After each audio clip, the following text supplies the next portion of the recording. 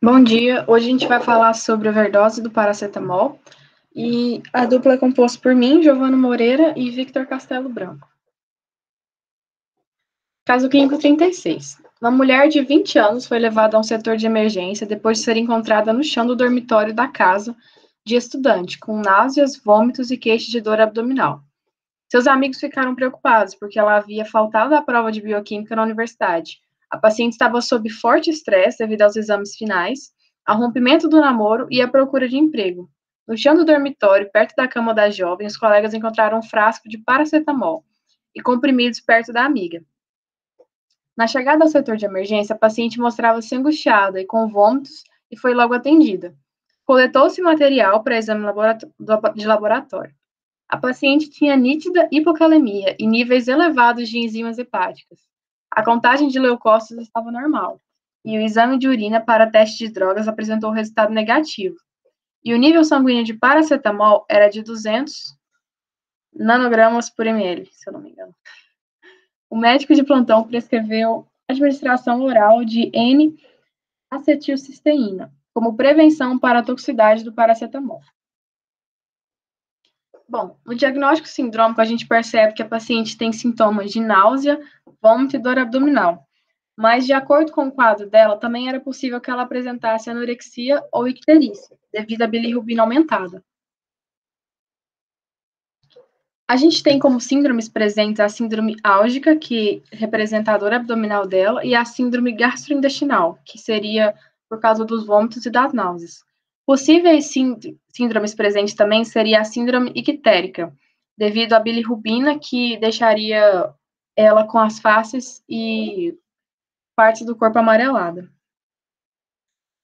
Quando a gente tem uma intoxicação por paracetamol, vai ser dividido em 4 fases. A primeira fase, que é de 0 a 24 horas, vai apresentar sintomas de anorexia, náuseas e vômitos.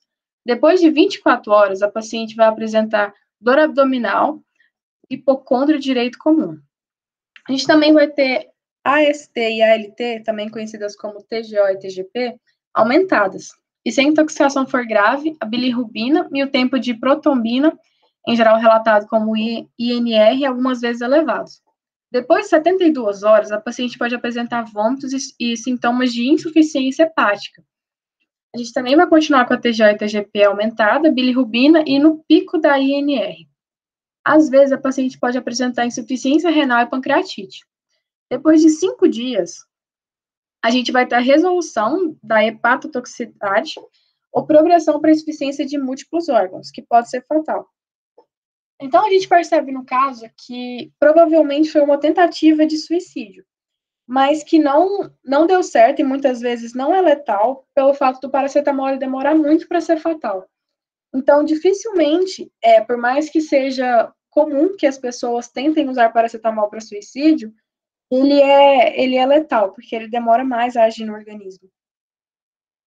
Bom, dos achados laboratoriais, a gente tem que vai estar alterado o nível de potássio, porque ela vai estar com baixo potássio, também chamada de hipocalemia, e as enzimas hepáticas, que vão indicar alguma lesão ou algum problema no fígado. A gente vai ter também o nível sanguíneo de paracetamol, que vai estar claramente alto, e normal a gente vai ter os leucócitos e o exame de urina.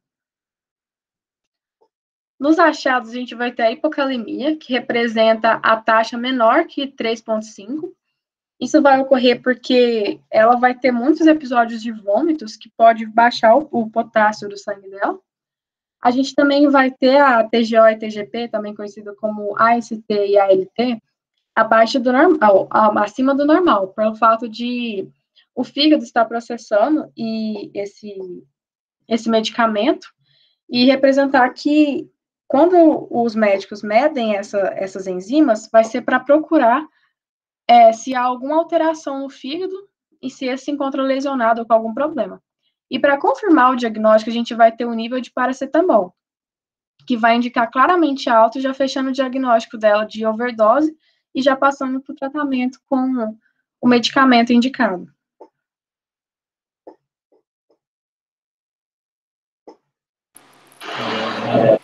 Bom dia, gente. Na minha parte, eu vou explicar um pouco mais sobre os objetivos desse caso clínico, né? Então, antes de tudo, a gente precisa entender quais são e como são as vias do metabolismo do paracetamol, né? A primeira, e também que é a principal via, é a da remoção do paracetamol a partir da formação de conjugados glicuronados, né? Nessa via acontece todas essas reações mostradas nessa figura que eu coloquei, e, a partir da atuação de várias enzimas, né, que participam desse processo, que tem um intuito final de produzir uma substância chamada de paracetamol glicuronídeo, né, que é formada devido à atuação de uma enzima muito específica, que é muito importante, que é o DP glicuranosiltransferase, que ela acaba transferindo o grupo glicuronídeo para o grupo da hidroxila no paracetamol. Então, essa substância que é formada no final, que é o paracetamol glicuronídeo, pode ser eliminada do organismo sem efeitos tóxicos, né? Diferentemente do que acontece quando tem overdose. Pode passar.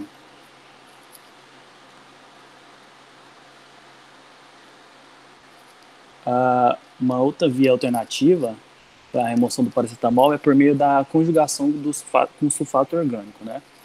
Nessa via também existe uma série de reações, né? Mas o fato específico dessa é que essa é dividida em duas fases, como também mostra nessa figura aí que eu coloquei. A primeira fase é representada basicamente pela preparação do sulfato ativo para transferência, como nessa substância PAPs, né, que está aí bem no meio da figura, enquanto que na segunda fase consiste basicamente na transferência da porção sulfato por paracetamol a partir da ação da enzima fenol sulfato transferase, né, que acaba formando, né, o paracetamol sulfato, que também é uma outra substância que pode ser eliminada do organismo sem nenhum efeito tóxico. Pode passar.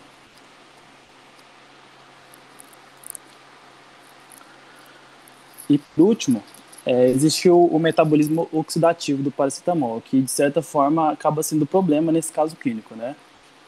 Em caso em que as duas primeiras vias que eu falei forem superadas pela overdose, vai acontecer que cada vez mais paracetamol vai ser metabolizado por essa via oxidativa. E essa via é realizada com a atuação do sistema do citocromo P450, que, de modo geral, estão em maior concentração nos rins, mas principalmente no fígado, né? E é nele que esse excesso de paracetamol acaba provocando maiores danos. Acontece que esse sistema de citocromos acaba produzindo na metabolização do paracetamol uma substância intermediária chamada de N-acetil-benzoquinoneimina, que é muito nociva, né, por ser altamente estável e o que pode acabar perturbando a integridade das células, né, onde ocorreu essa alteração, por ela acabar reagindo com macromoléculas celulares, como proteína, lipídio, RNA, DNA, e formar compostos arilados que posteriormente vão acabar destruindo junto com qualquer outra estrutura grande que eles estão ali associados. Nessas estruturas grandes que eu citei, pode ser inserida as membranas celulares das células do fígado, por exemplo, o que acaba levando à lise dos hepatócitos, né, e à perda do seu conteúdo celular, como na liberação das próprias enzimas para o sangue. Além disso, um outro efeito nocivo da N-acetil-benzoquinoneimina é sua ação de alterar o balanço de íons, né, de íon cálcio, o que leva a um aumento de até cerca de 20 vezes mais, né, no meio intracelular. E essa desregulação é bem grave, porque pode alterar o balanço de muitos processos celulares, principalmente em relação à geração de energia. Então, nesse caso clínico, a gente percebe que existem algumas evidências, né, que revelam essa overdose de paracetamol, além de tudo que a Giovana falou, mas também tem os baixos níveis de cálcio no sangue e também a presença de enzimas do fígado no sangue, por esses motivos que eu acabei de explicar. Pode passar. Agora, depois de eu explicar essas vias de metabolismo do paracetamol e seus efeitos, né, a gente precisa entender qual é a forma de proteção do organismo contra essa destruição celular, né?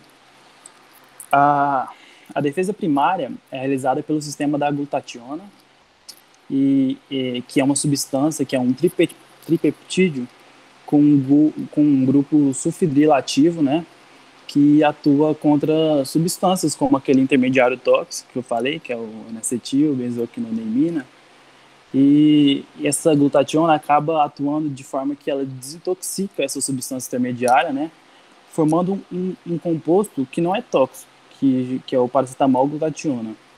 Como mostrado nessa figura que eu coloquei de novo, é a mesma figura, né? Eu repeti porque eu não sei se vocês observaram, mas essa figura mostra uma reação que tem dois caminhos, né?